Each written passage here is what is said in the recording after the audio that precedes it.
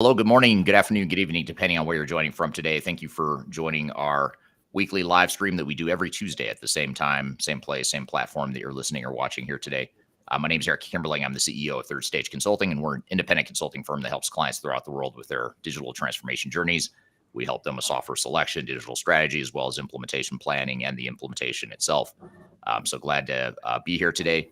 Today's topic is lessons from multinational digital transformations and ERP projects. So we're going to really dive into what makes a global, multinational, international digital transformation different and what some of those nuances are of multinational implementations compared to a normal transformation, if there is such a thing as a normal transformation.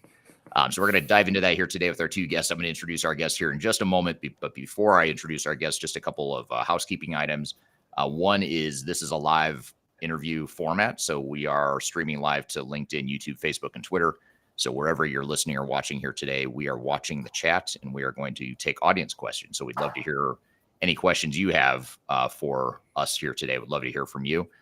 Secondly, this podcast is part of our weekly Transformation Ground Control podcast. So we're doing this live. We're going to edit it, add some more content to it. Then it'll become part of our polished final episode of Transformation Ground Control. And you can see all the past episodes of that show by going to transformationgroundcontrol.com. And at transformationgroundcontrol.com, you can see all the places and platforms that you can listen and watch to the podcast. So that's a little bit of background. Real quickly, before I introduce our guests, I'd love to hear from the audience, though. In using the chat in your stream, wherever you're listening or watching here today, if you don't mind just dropping the chat where in the world you're joining from, since this is a global topic, and typically we draw a global audience. I'd love to hear from the audience where you're joining from. So if you don't mind just dropping the chat what city and country you're joining from today, that'll just help us have some fun here to see where everyone is joining from here today on the various platforms. So while you're answering that question of where you're joining from today, I want to introduce our two guests. I have two guests here today from Third Stage Consulting to help us unpack this topic of multinational digital transformations. We have Dean Sam, who is the Vice President of our Asia Pacific region here at Third Stage, and Aaron Patterson, who's the Executive Vice President of our EMEA, Europe, Middle East, and Africa region here at Third Stage. So glad to have you both here, and I'm going to ask you to introduce yourselves, but we'll start with you, Dean. Thanks for being here today. Thanks, Eric. Hi, Aaron. Well, just wanted to thank our viewers who are watching or listening us. It's great to have an opportunity just to share our experiences and sort of our know-how in the space of digital transformation. Hopefully, we can clarify certain things, untackle certain mysteries of digital transformation, because in our view, it's not that complicated. But just about myself, I'm based out of Hong Kong. I've been in the digital transformation, ERP implementation, as well as HRM, CRM engagements, and in the consulting field for the last 15 years. I've worked in several different countries, such as Canada, Bangladesh, China, and Hong Kong. And as I'm looking after the APAC region, we also have quite a bit of clients in the Australia and New Zealand region as well. So looking forward to the conversation. Yeah, great having you here today. And then Aaron, you're joining us representing the EMEA region, but tell us a little bit about your background and what you do at Third Stage. Thanks, Eric. Yeah, my background, straight from college, actually, I was involved in large SI projects and some multinational ones.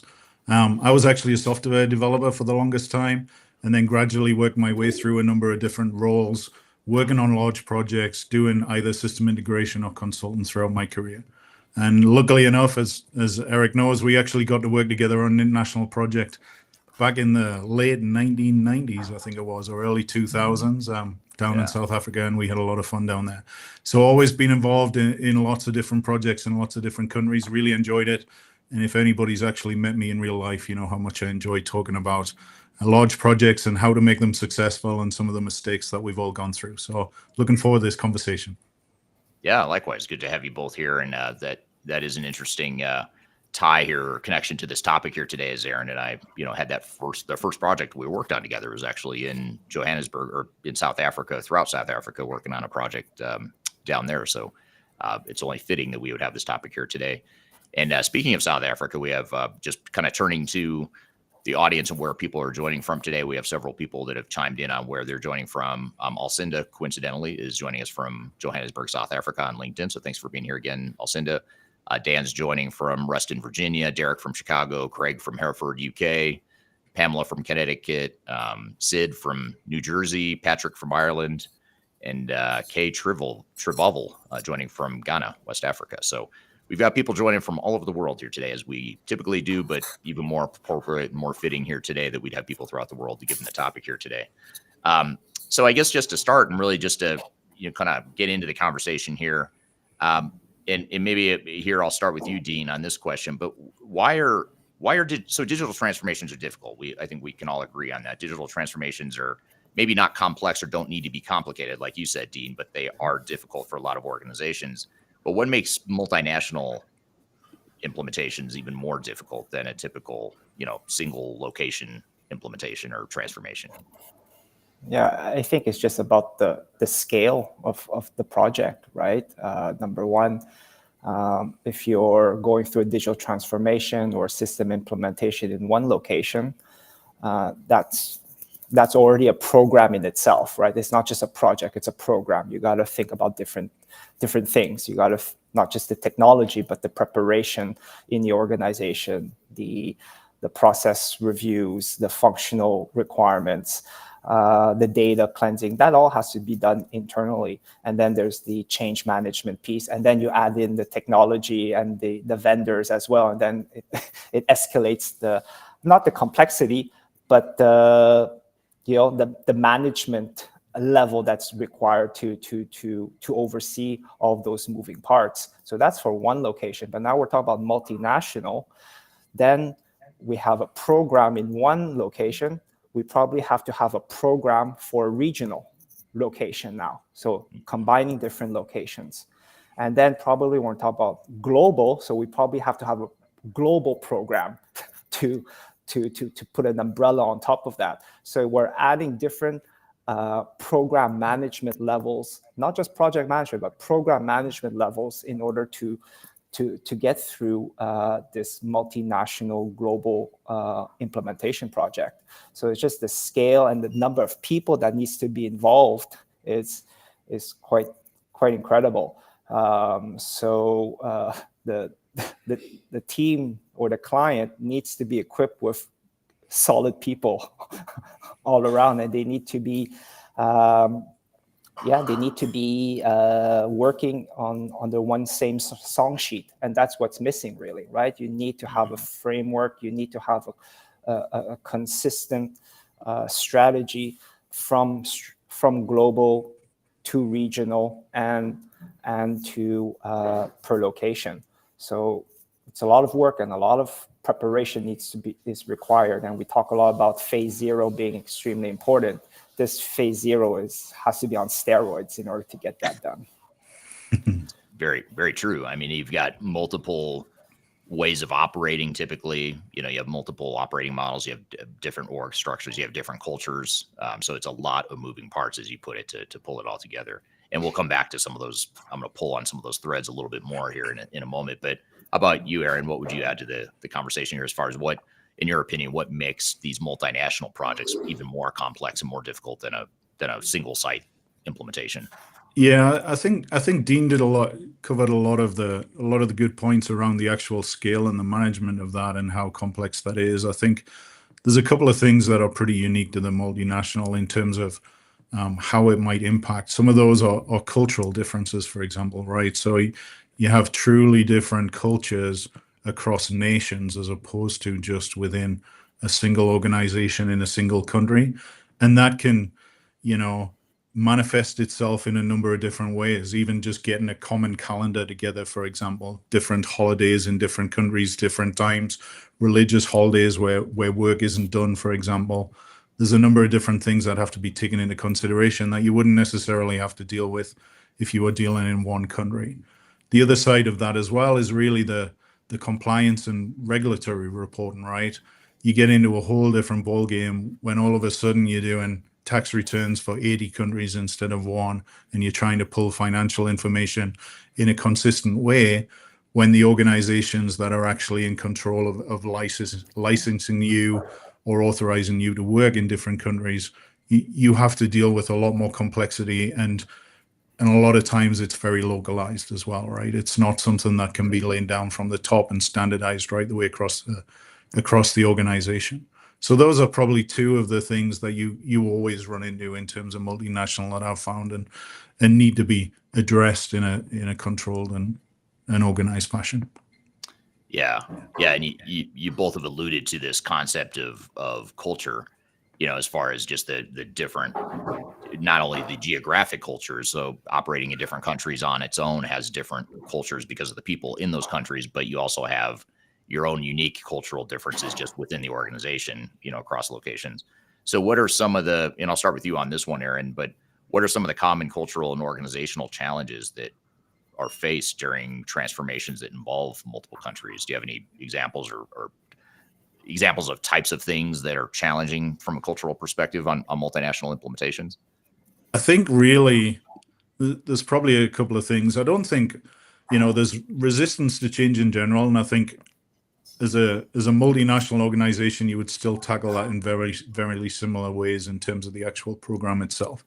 It's just the complexity once you get down into individual organizations, you're dealing with different issues at different points. I think, there's always a resistance to change with any digital transformation project. Now, that can vary dramatically, even within a single organization via departments, right? Some people are a lot more digital savvy than others. And then if you take that and look at that from an international perspective, then that can be multiplied tenfold. You might be the first, for example, you might be the first computer system that a team has ever used, right? I mean, that's realistic. I mean, we've been working on some projects in the 90s and 2000s where that was the case, right? I mean, new communication networks were just going in and we were deploying, servers and technology, even that people had never really used before. And I think especially when you get to PCs and desktops, I think now there's a little bit more change where you can push down a lot of the user interaction to mobile phones. A lot of countries do have that, but that's pretty unique, I think. And it all comes down really, I think, communication issues. You just have to be really good in terms of the communication about what you're going to do, how you're going to do it, why it benefits people, and really focus on that. Yeah. How about you, Dean? What would you add to that? Yeah, just to add on what Aaron was saying about being digital savvy, and that needs to come across the entire multinational entities. And that's a big issue, is the level of digital literacy that all of the users or the power users and the management has across the company.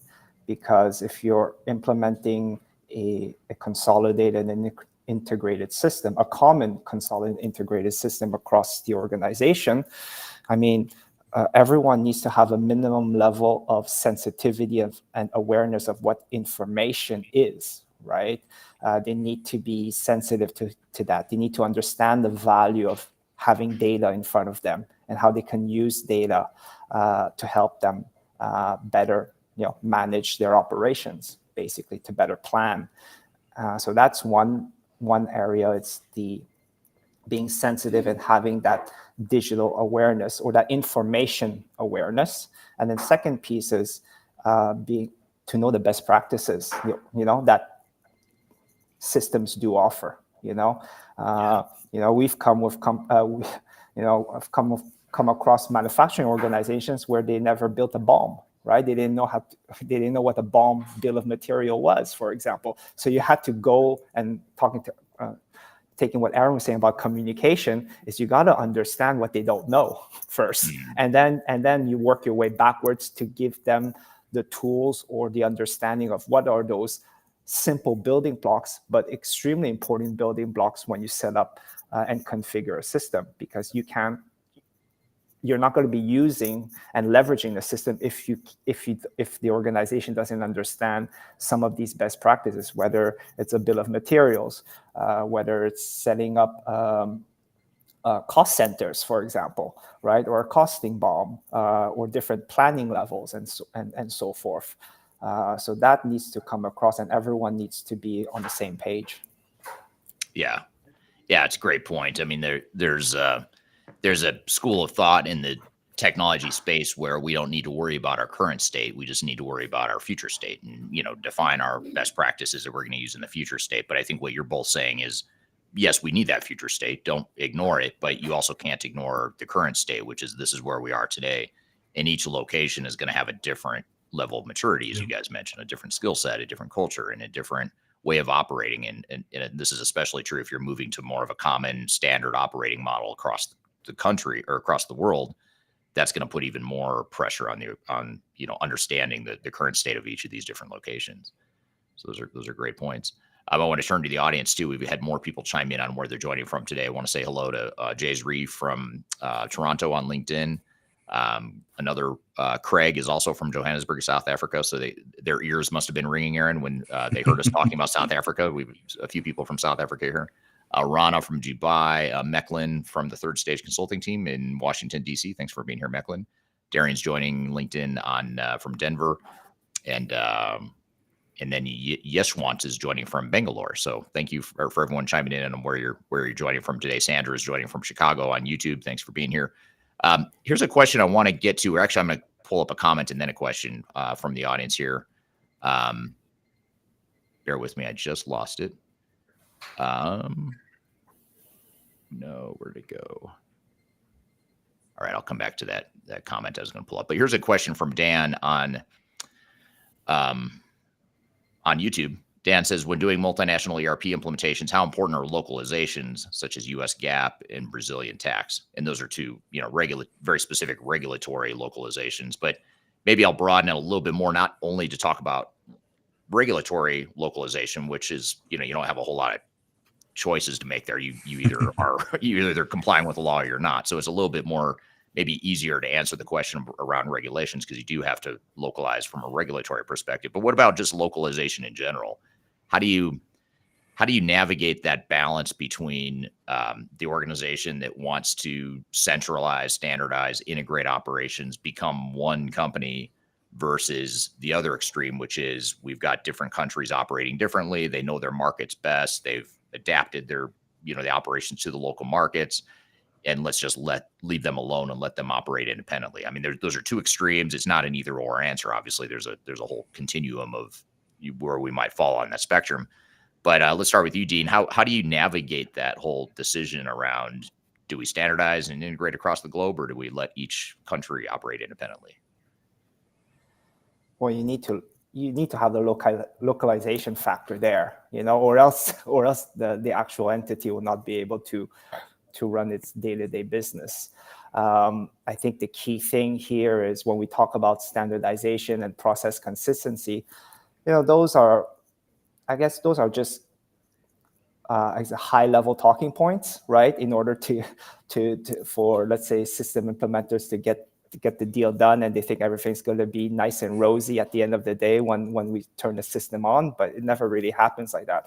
We need to keep in mind of that localization. And you were mentioning before about the as-is or the current state. That's extremely, extremely important to note that. And we can't just think about what should be the utopical way of doing business, because you have to look at that localized requirements. The key thing here is to identify what are those key data points that needs to be part of the, let's say, the regional planning process, the reporting process, and then next level would be the global reporting or planning piece. So you need to build your processes in order for companies to run their everyday business based on local regulations, but it's identifying those data points in your design so all the information can be rolled up or rolled down to the different entities.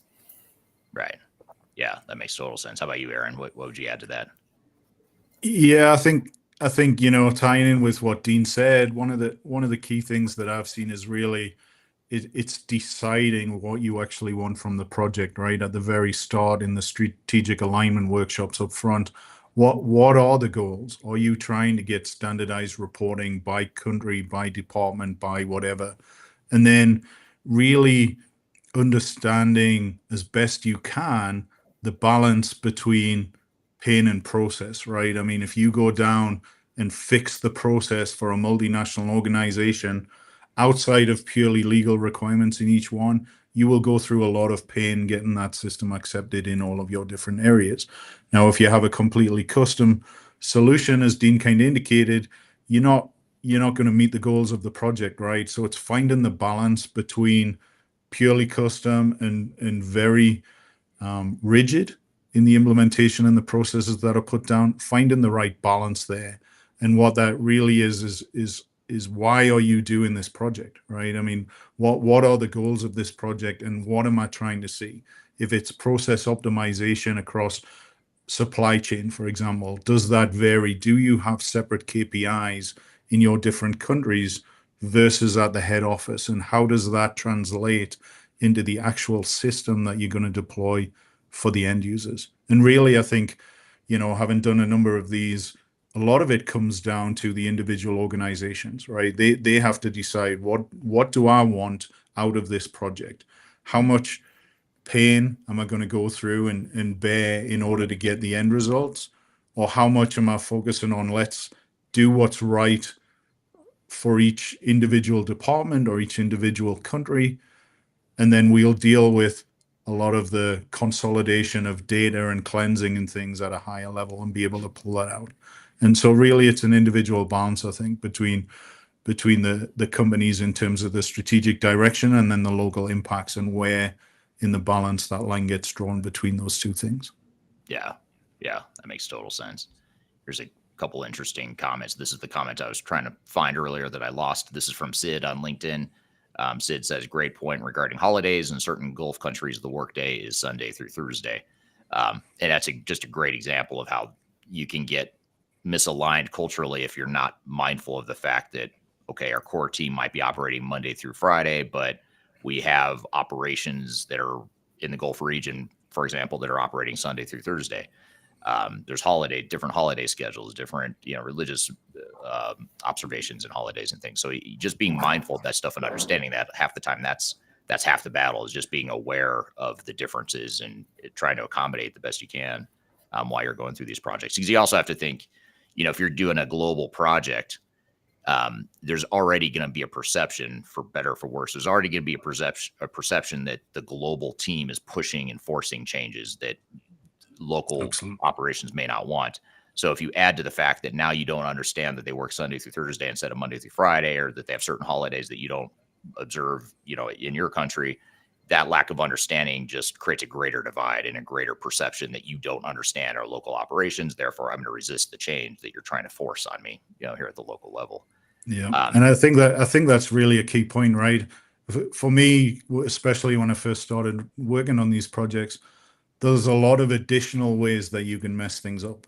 I think that's the thing, right? It's like you can accidentally put your foot in something that's very serious for another culture that you had no knowledge about whatsoever. And I think it's really important for the project team and the project leadership to understand the different variances and the different localities and the different cultures there, and be very respectful of those, especially if, like you say, things are getting pushed down from the head office, or the global team is in the global headquarters as opposed to in some of the local distribution centers, for example. Yeah. And also, you look at, there's other things too, like certain cultures are just more hierarchical and more authority based versus other cultures and other countries. Like in America, for example, in the US, I mean, we value flat organizational structures and decentralization and flexibility and that sort of thing. That's great. Nothing wrong with that. But you go to other cultures and that's not the priority. And so you can't impose your own values in terms of, well, this works in the US and this is what we value, so we're just going to run the whole project like a US, like a US company. You can't do that in that example if you want to be successful. And even some very simple examples, right? I mean, working on some South American SI projects that I worked on, the culture for the organization that we were working with was they would not physically sign any requirements documents. And this was back in the day before we were using Agile, probably late 90s. And they would not physically sign them, which meant in our process terms, as far as what the SI was authorized moving on to the next phase, you couldn't actually move to the next phase unless the customer signed off on the document, because you were exposing the company to too much risk. And so, that ended up in a very large negotiation and agreement that as long as we said everything was okay, but nobody had to physically sign the document itself, then we could move on. But it was very different even for the implementation team to be dealing with that kind of thing. And it's just a little thing, but it's very cultural, and some things are very embedded in how organizations operate. Right. Yeah, absolutely. Here's a question I have for you, Dean. This is from Alcinda on LinkedIn. She always has really good questions. So thank you again for this question, Alcinda. But this is coming back to that readiness concept that you were talking about a little bit earlier, Dean. But should the digital readiness assessments be done per country or centrally? And I think there's a lot to this question, because it's not just about digital readiness assessments. It's about how you make a lot of decisions. Do you do it centrally, or do you make decisions or get involvement and input from the local countries? But in the case of digital readiness assessments, do you do that per country or centrally? Do you have an opinion on that? Well, you have to do it both. It could start with the central side in order to develop, how the company wants to operate, moving forward with this new implementation, with this new system, and get the requirements, the high-level requirements from the executive team of what they're expecting from that solution, what they're expecting from the different entities, what they're expecting from the different management tiers in the organization, on how they need to process information. But then going back to local side, it's very important to do an assessment of the current state. And one of the things that we do at third stage is what we call gap analysis, right? So a gap analysis is understanding what the executive or the global team is looking for, and understanding how the entities are currently operating, and define that gap, and then you can start building out what should be your process reengineering activities in order to align expectations. So it does start with a central vision, I would say, of requirements. It's all about setting up requirements at the end of the day. Right. You have high-level requirements. They need to be filtered down into actual process and information requirements. And then you have localized requirements. Those also need to be developed and laid out in terms of a process and information flow and organizational flow. So all of those two levels need to combine and make sense. And at the end, you need to have sign-off from the central team. Right. Now, here's sort of building on what you just said, Dean. I'm going to ask you this question, Aaron. This is from Craig on LinkedIn in South Africa. And Craig asks a really good question. And I think a lot of people in this meeting, or in this listening to this podcast, are probably wondering the same thing. But this is from Craig on LinkedIn. He says, many clients and countries believe that they are unique, but often the same process can be implemented. How do you deal with these situations?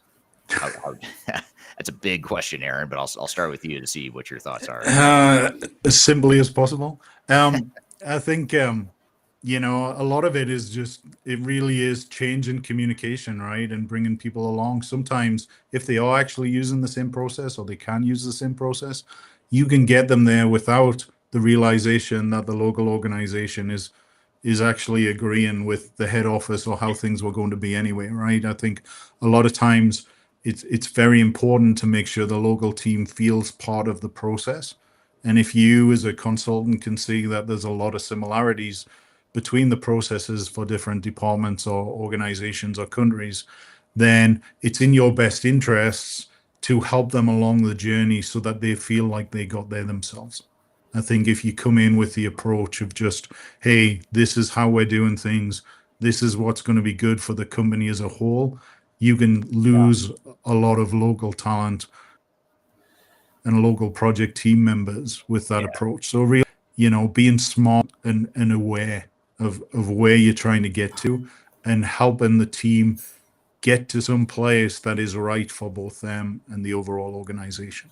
I don't think there's a nice, easy cookie cutter answer to be able to get people there, but it really is paying attention to the needs and wants of the local teams and trying to get them to a good place that meets the overall project and program objectives. Yeah, it's all about perspective, right? You have to give everyone a voice. You don't want to impose a certain way of doing things, but it's about articulating how they're currently doing it and showing it in a similar way, but it's really what they're saying, right? You're saying this, I'm showing it to you right here, and we're just doing a few adjustments here and there in order to validate what the central group wants. But really, at the end of the day, it's your process, because everything that we're translating, whether it's in a process design, in terms of a flow chart, or it's really their operation. So it's just really translating it in a different way so everyone can understand.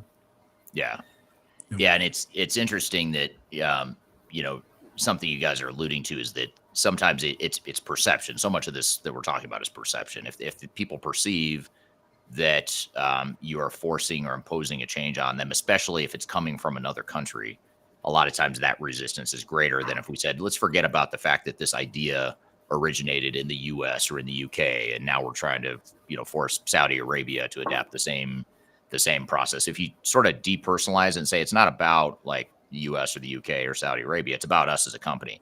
This is what we're trying to accomplish as an organization, and here's how this local office is able to do that, and it becomes less personal, I guess you'd say. It's less, you're magnifying less of the cultural difference and focusing more on the commonalities, the objectives of the organization, and what we're trying to get at. So that's an interesting point you guys bring up.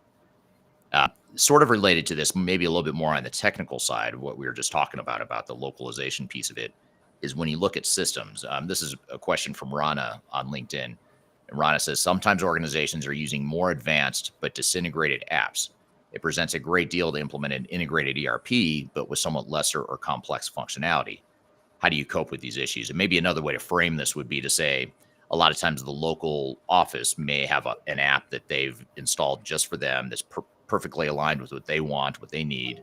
And now all of a sudden they're being asked to adapt or adopt to a more common global ERP system that may not have all the strength of functionality that they had grown accustomed to in the local market. So how do you find that balance between these disintegrated apps, these localized apps, and the possibility of an integrated solution across? Why don't we start with you, Dean? Having different systems is not a bad thing, in different systems in different countries, different locations. But the key thing is the governance part of it, on top of it, because we're talking about the topic is about running a digital transformation for multinational companies. So there needs to be a governing party, like a head of technology or head of information that is aware and has inventory of those applications and how are they connected, and what is the information being pushed in or pushed out from these apps, and understanding the key functionalities that reside in these applications, because they do provide value to the organization. Now it's just a question of understanding clearly what these functionalities. So it's about translating the application, just the technology, to functionalities, and how can those functionalities now be embedded in a more, integrated ERP solution. So you need to have that governance piece, and a governing party needs to be aware of the functionalities that these apps play, and they need to sign off on it. Right. Yeah. I think that's key, right? I think a lot of whether the apps stay or go really is defined by the overall goals of the project and your data governance, right? And will your applications fit in with the data standards that the new system will do is probably one of the first questions. And if it will, then it's down to, total cost of ownership type values and pros and cons of whether you leave it or whether you don't. But a multinational will probably have very standardized and set processes around that and what it takes to allow an individual application to kind of be there that's company specific versus the national one. But then getting that ERP, if it is decided that it's going to be replaced, then really those are the hard change management problems, right? I mean, especially if applications are loved by their users, it really is a full-time job to ensure that you do bring them along with the change and they are productive and we can get the system successfully deployed, and you want them part of that process to get them to where as close to where they want to be as possible, both from a technology and a change management point of view. Yeah. And just going back to a question before about localization or central. So it's all about understanding those apps. What functionalities do they perform? Are they a localized functionality? Well, we sort of need to keep it because it's doing the job. But if it's not a localized functionality, then that we need to look at how that could be embedded into more of the general process of the ERP. Yeah. I mean, who knows? Maybe that local function, that local app could be something that could be used more widespread even outside of that location. I mean, that's the other thing. A lot of times by understanding the current state, you pick up on these nuggets of strengths and competencies and competitive advantages that local markets have developed. And a lot of times organizations ignore that and say, well, we're just going to put it in a common operating model without considering the fact that, well, maybe the way they're doing it there locally is better. Or maybe that's something we could apply in other parts of the world as well. So finding that balance is certainly tricky. A couple other comments here from the audience. This is from Eduardo. Dean, you might like this one just because you're so focused on phase 0 and planning. But Eduardo shares with us a quote. I don't know if the quote's from him or from someone else, but it's a good quote. And the quote is, "Preparing the soil is necessary before seeding change. Otherwise, no change will ever happen." It's a great quote. I'm going to give you credit for that, Eduardo, unless you tell me there's someone else that came up with that. But I like that quote. That's a good one. Here's a comment from Dan on YouTube. Great rephrasing of the questions and answers. Like the comment, balance between pain and process. So Dan's that point resonated there with Dan. And here's a question for you, Aaron. This is from Craig on YouTube. We haven't touched on this yet, but when we look at things related to data retention, et cetera, I want to get to this point here. And Craig's question is, what are the considerations around data retention, data boundaries, storage, et cetera? Presumably we're talking about on a global project. How is that different than how you might address data retention, data boundary, storage, et cetera, on a domestic project? I think it's a great question. There's a lot of implications around that. Data does need to be treated differently. Even if you look at now some of the requirements, if you're working in the EU compared to the US, right? You run across data retention and data access issues that are legal issues that have to be dealt with. So it's very important to understand what the requirements are at various different locations and for various different countries, because they can have a huge impact on your strategies of how you actually deal with things in a large ERP. I think, I've seen, looking at it a few different ways, you really need a centralized data governance framework. I mean, we've talked about governance, and data is a key part of that, right? And getting your data standardized as much as possible across the organization. I think that's another key. And then where it isn't standardized, or where information does have to kind of exchange between systems or countries, just making sure that you have data integration and interop kind of designed and very consciously implemented, so that you don't run into issues later on in the project. And then really, I think probably the final, outside of the overall quality and having a plan for how you're going to manage the quality, is getting back to the life cycle requirements and making sure that, yes, if you do have retention policies that are different, that they are implemented and can be implemented on a local basis. But you really just, again, it's another facet of the complexity of multinational organizations, where you will be dealing with different requirements. There is an inability to standardize data retention requirements across a whole organization that's operating in, I don't know, 50 or 100 countries. I don't believe that's possible. just based on all of the requirements I've seen in my past. So you just have to recognize where you will allow customization or localization. And again, it goes back to making conscious decisions. What you really don't want in a program is for things to accidentally happen, because there's a 50-50 chance that accident might be good or bad, right? And sometimes the odds are a little bit different than that. And really, the whole point of doing a large digital transformation, you really want to get the benefits of that. And in order to get the benefits, you really need to plan and actively manage and govern the project and the end results so that you do see your ROI. Yeah. Makes sense. How about you, Dean? Anything you'd add to that as far as the data storage, security, some of these more technical infrastructure components of multinational deployments?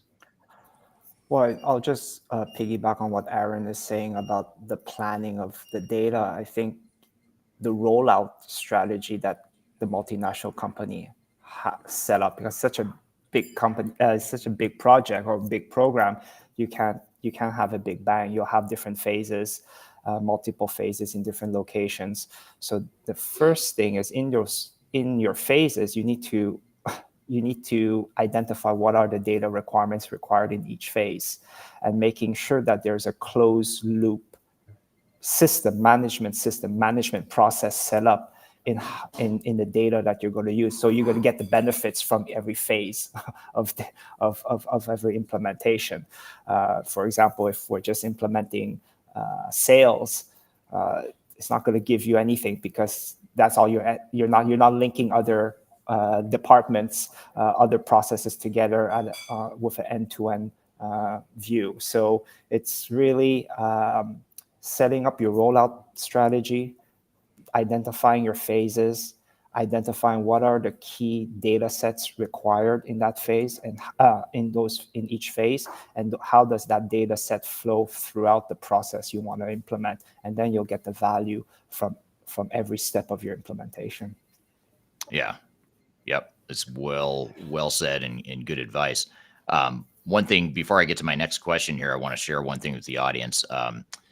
If you like this topic of multinational implementations, which I assume you might be interested in it if you're here watching it here today, but let's just assume you are interested in this topic. I'm going to flash a QR code on the screen in front of you for those of you watching it on video here today.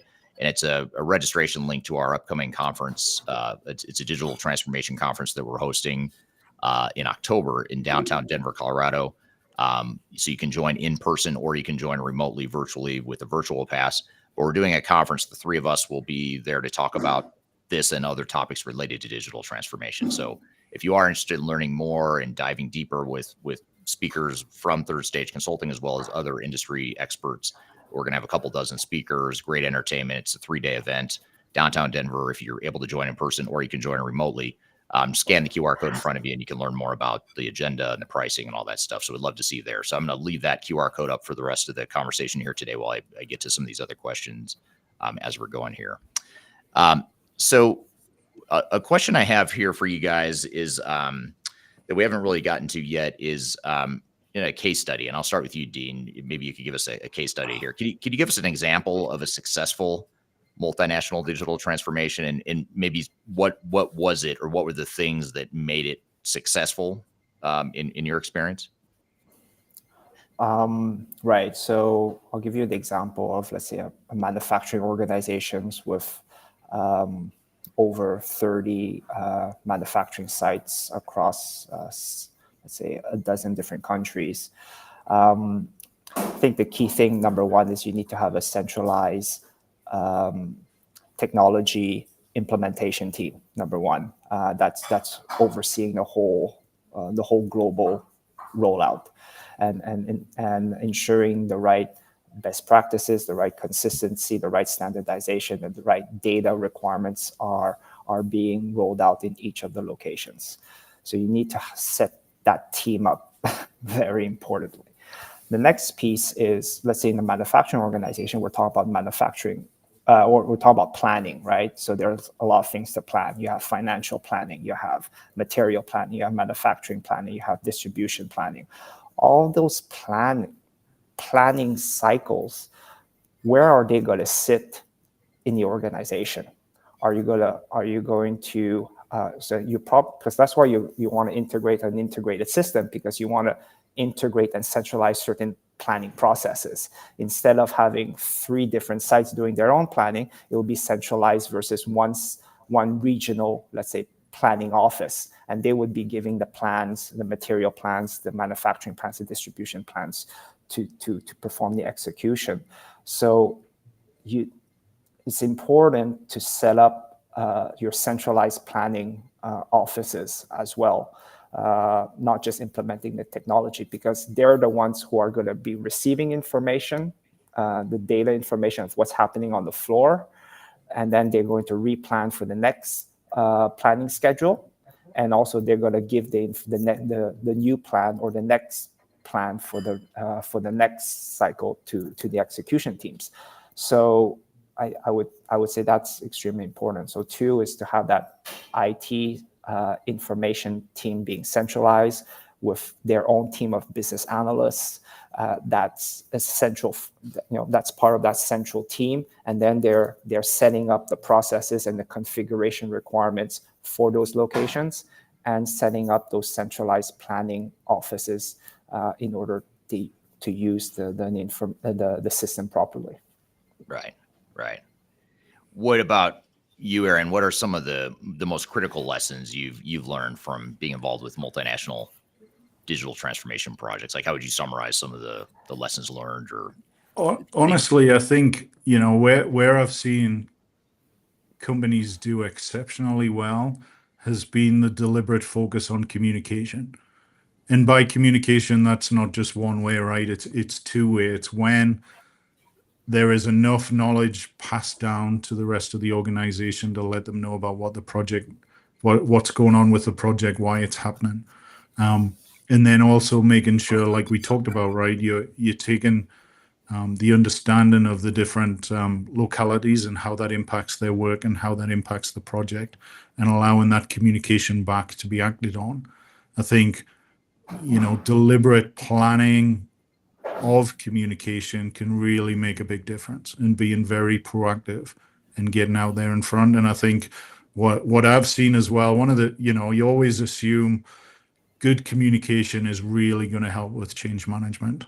Where I was pleasantly surprised is it can also help you step up on the execution side of the project for the internal teams, and the communication between the technical and the business teams, or the deployment team and the development team. Even right the way across the organization, communication just has such a large impact on the success of the project when you do it right. Right. Yeah, makes total sense. Now, Gene, how have you found it to be most relevant to measure the success of a digital transformation project in a multinational setting, and how might that be different than how you'd measure digital transformation success for a localized or a domestic project? Or is it different? Well, it's just a scale that's really different. I mean, the success is really, you have less people running around looking for information. Right. I mean, that's, at the end of the day, that's what the companies are looking for.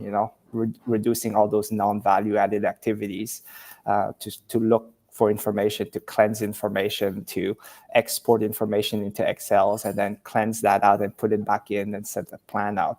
So it's that's really the success factor. In multinational, is about that planning and reporting piece. Those are the 2 requirements of why an a global ERP is required. So planning needs to be done seamlessly, hopefully, within a centralized solution with all the data parameters, and planners can do their job and just to plan and to replan and to mitigate the risk, instead of looking for information and sending emails. I need this by this time. I need this by this time because I have to send my plan next week. And then the reporting, reports are generated properly. So all of that data flow that we're talking about earlier, that closed loop system of an end-to-end process of how data needs to flow, that needs to be if that's reached, your company's going to get a lot of value out of their investment. Yeah. Makes sense. Anything you'd add to that, Aaron, as far as how to measure success on these multinational initiatives? Yeah, I think typically being involved in the front end and on the strategy side, it's important to define what the KPIs are that you're going to measure success before you get to the end, right? So everybody understands those. So I don't think that is necessarily any difference. Where I have seen difference is in which KPIs you actually measure on the multinational side, right? So some of the things that we've already talked about in terms of the regulatory requirements at local countries or organizations, having KPIs not just at the national and international level, but ensuring that you are meeting the local requirements.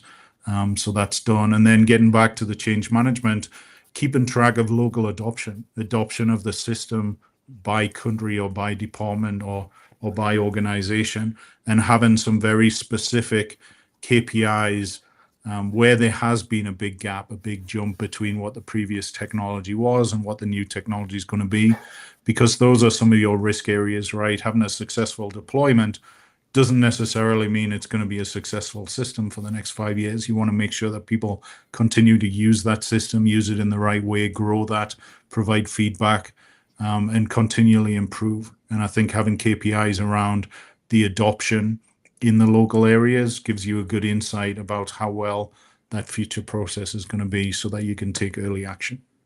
Yeah. Good advice there. It all comes back to the KPIs and having the right KPIs, of course. Here's a question from Darian on LinkedIn. Darian asks, how do you see the landscape of digital transformation evolving in the next 5 to 10 years for multinational companies? Why don't we start with you, Dean? That's a big question. There's a lot of directions you can go with that question, but I'll ask it anyway. How do you see the landscape of digital transformation changing in the next 5 to 10 years for multinationals? I don't really see it changing. You just got to do things better than what that we've been doing in the past. Really, there's no magic bullet. There's no new magic bullet. There's no new methodology. In my view, we just gotta set up the program fully and completely, and we need to list out all the moving parts and build out a project for each moving part. So I guess if we use technology to help manage the program, that would help, maybe, using a platform to help the management of the global rollout. That could be that could ease the overall management of all the stakeholders and all of that. So it's, there's no real magic bullet. You just got to lay everything out, and it needs to fit on the wall somewhere, and you have your checklist set up, and you're checking all the boxes. Yeah, it's funny you say that, because it is easy to get caught up in AI and agile and cloud, predictive analytics, whatever, cybersecurity, all these different trends. In 5 to 10 years, there's going to be new technology trends that we don't even know about yet. So it's easy to get caught up in all that and think, okay, well, that's going to totally change how we have to do multinational implementations. But I like how simple, like you kind of simplified it, said, well, just stop screwing up the way we've been doing projects in the past and do it better. Stop relying on the technology to do the work for you. At the end of the day, it's you need to map it out. You need to understand every crux of the project and make sure you have a plan for it, and it's linked to other elements of the project. Once you do that and you set up your end-to-end processes and they're rolling properly, then another level or another I would say layer of technology you could add is sort of like a control tower, like a process mining tool kind of thing, to see how those processes are running, to understand the length that it takes to run these processes, the queue times and stuff like that, the documents queue in that process, to see if there's ways to improve the process. But that's later on. Don't jump into that right away if you don't set up the basics right in the first place. Yeah, it's good advice. So I guess just to sort of wrap this all up and tie it all together, everything we've talked about, and I'll start with you, Aaron, as kind of a closing question here. What advice would you give to companies and project teams that are about to start a multinational digital transformation, or perhaps they're early in the journey? What sort of closing advice, if you're going to leave us with 2 or 3 things that are the most important to remember, what would that be? I think from my point of view is spend the time up front to take a deliberate approach. Like investing in the planning phase will never be money badly spent. And then I think carrying on from that really is make communication central to the program. And then thirdly, define what success looks like up front and make sure that everybody's aware of that, so everybody's marching towards the same goals. Yeah.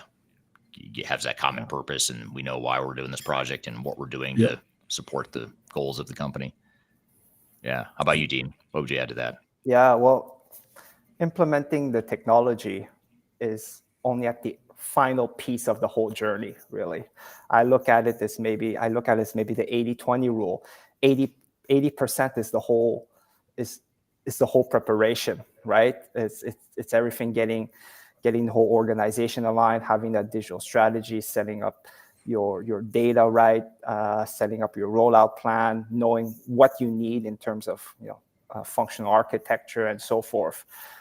And then you do that change management and setting up your requirements.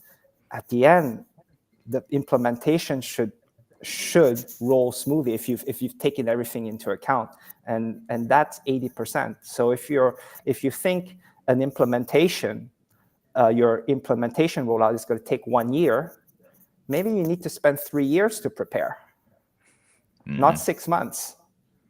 And Right. give an analogy, it's like you're training for a marathon, and if your goal is to run a sub-3 marathon, imagine all the work and the training and the fitness that's required to run that sub-3 marathon. That sub-3 marathon is only 3 hours, but imagine the hundreds of hours of training to get to that level, to give you a chance to run under that time. And it's the same thing. The more time you put, the more fitness, the more training you put in the beginning, you're going to enjoy the process of running that marathon, and you're going to enjoy your result at the end of the day. Yeah. Instead of thinking that if I just start the marathon now, instead of training, I'll finish it faster because I'm starting it now. And I think that's what a lot of organizations do, is they think, well, why bother with the training? Let's just start it now and then we'll get done sooner. Well, no, because you're probably going to keel over and die because you're not in condition to run a marathon. So you need to make sure you. But we're talking about digital transformation. It's not just completing a marathon. It has to be done proper. Like you want to hit a certain target, right? Right. Yeah, exactly. Yeah, good deal. Well, this is good stuff. Thanks for your guys' insights here and your time, and thank you to the audience for the great questions here. Again, if you're interested in our Digital Stratosphere Conference, right above me here on the video is a QR code you can scan. You can learn more about the event. Again, you can join us in person in the first week of October. You can join us in person in Denver, Colorado in the US, or if you're international, not able to make it to Denver, you can also join remotely and get access to all the recordings as well if you're not able to join it live. And so you can sign up for a virtual pass as well. So check out that QR code if you want to just bookmark the link and look at the agenda and whatnot. You can scan that QR code in front of you. This podcast discussion will become part of the Transformation Ground Control podcast. And if you don't listen to that podcast, you can subscribe to it and listen to past episodes and upcoming episodes by going to transformationgroundcontrol.com. That's the event or the podcast page where it has all the platforms where we stream to, and you can subscribe and watch wherever you want there. So again, that's transformationgroundcontrol.com. We do these live discussions every Tuesday, same time, same place. Thanks for being here today. And Aaron and Dean, really appreciate having you here today. Thank you for the opportunity. This has been great. Yeah, absolutely. This is fun, and hope the audience enjoyed it. Hope the audience has a great week as well. For those of you in the U.S., hope you have a happy holiday weekend, Independence Day weekend, celebrating our independence from Aaron's people in Britain. Technically, I am both people now, so I'm going to have an interesting 4th of July. That's what makes it more fun to blame you, or I should be thanking you for the opportunity for us to have a holiday weekend here this weekend. Exactly. Thanking me for your freedom. Exactly. We owe it all to you. So just continue with that international theme there. But thank you again for joining here today. Hope you all have a great week, and we'll see you next time on the next weekly live stream. So take care. Have a great week. We'll see you soon.